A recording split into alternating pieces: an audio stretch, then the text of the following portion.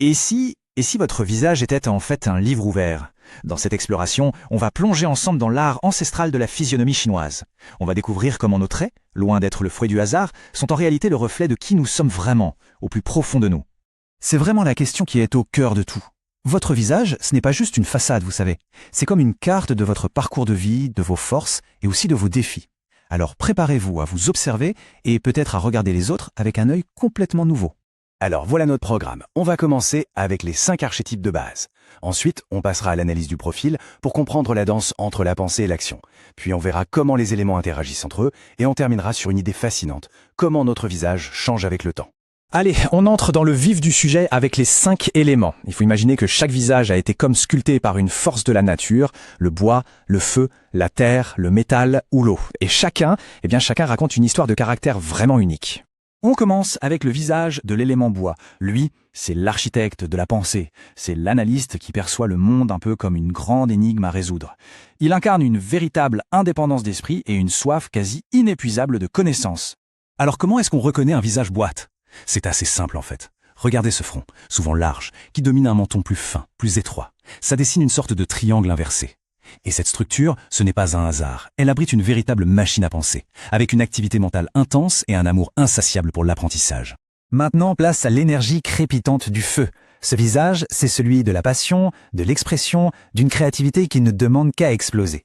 C'est l'artiste, le communicateur né, celui qui peut illuminer toute une pièce par sa simple présence. Ici, la forme, c'est plutôt un triangle classique, avec des traits pointus qui semblent comme jaillir vers l'extérieur. Et ce qui est fascinant, c'est que cette apparence reflète parfaitement leur nature. Une personnalité passionnée, très sociable, qui adore être sous le feu des projecteurs. Ce n'est donc pas surprenant qu'on retrouve autant d'artistes dans cette catégorie.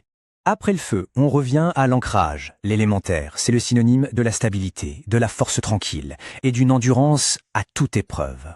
C'est le visage du bâtisseur, le pilier sur lequel on sait qu'on peut toujours compter. On reconnaît le visage terre, à sa forme un peu carrée, mais adoucie, et à l'épaisseur de ses traits. Mais attention, quand on dit épais, on ne parle pas de graisse. Non, il s'agit d'une constitution dense, solide. C'est le reflet physique d'une endurance hors du commun et d'une éthique de travail inébranlable. Place maintenant à la structure et à la discipline, avec l'élément métal. C'est l'archétype du leader, celui qui est défini par une volonté de faire et une présence qui impose le respect. Et tout ça, c'est comme gravé dans des traits très anguleux. Avec le métal, tout est dans la structure. Pensez carré, osseux, avec une mâchoire bien dessinée, des pommettes saillantes. Chaque angle de leur visage en fait reflète leur personnalité, directe, déterminée et incroyablement efficace quand il s'agit de passer de l'idée à l'action. Et pour finir ce tour d'horizon, plongeons dans la fluidité de l'eau. Cet archétype est tout en douceur, en intelligence intuitive. C'est une personne qui a une capacité d'adaptation folle, capable de contourner n'importe quel obstacle sans faire de vagues. Observez bien, ici, tout est arrondi. Les yeux, le nez, la bouche. Mais cette douceur, ce n'est pas du tout un signe de faiblesse. Au contraire, elle cache une intelligence très vive et une adaptabilité remarquable, ce qui leur permet de naviguer dans la vie avec une aisance surprenante, surtout dans le monde des affaires. Bon, maintenant qu'on connaît les archétypes, on va complexifier un peu les choses.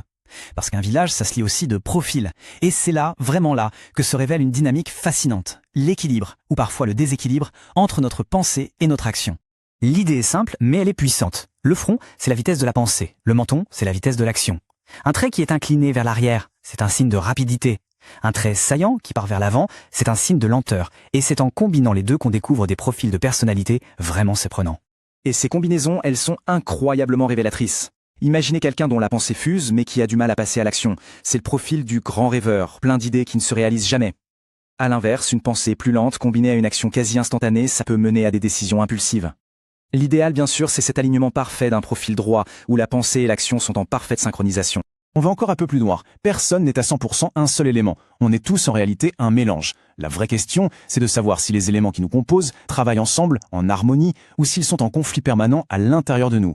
Avoir un visage pur, où un seul élément domine vraiment tout le reste, c'est très rare. C'est souvent le signe d'une personne qui est comme destinée à exceller de manière spectaculaire dans un domaine bien précis. Pour la plupart d'entre nous, par contre, le visage est un véritable cocktail d'influences. Et c'est là que ça devient passionnant. Imaginez la force d'un visage où la pensée, le bois, vient nourrir la créativité, le feu. C'est une synergie explosive. Mais à l'inverse, imaginez un visage où l'eau, la fluidité, vient constamment éteindre le feu de la passion. C'est la recette parfaite pour des frustrations et des conflits internes. Comprendre son propre mélange, c'est se donner les clés pour débloquer son potentiel. Et pour finir, on arrive à l'idée la plus importante de toutes, et sans doute la plus pleine d'espoir. Votre visage n'est pas une condamnation. Il n'est pas figé dans le marbre. C'est une toile vivante qui évolue constamment avec vous. Cette citation le dit parfaitement. Chaque joie, chaque épreuve, chaque livre qu'on lit, chaque nouvelle perspective, eh bien tout ça vient sculpter, subtilement, nos traits. Votre visage, c'est littéralement le journal intime de votre âme. Alors, après ce voyage, la seule question qui compte vraiment, c'est celle-ci. L'invitation, maintenant, c'est de se regarder dans le miroir. Au-delà de l'image, au-delà de ce qu'on voit d'habitude, quelle histoire votre visage est-il en train de raconter là, aujourd'hui? Et surtout, quelle histoire avez-vous envie qu'il raconte demain?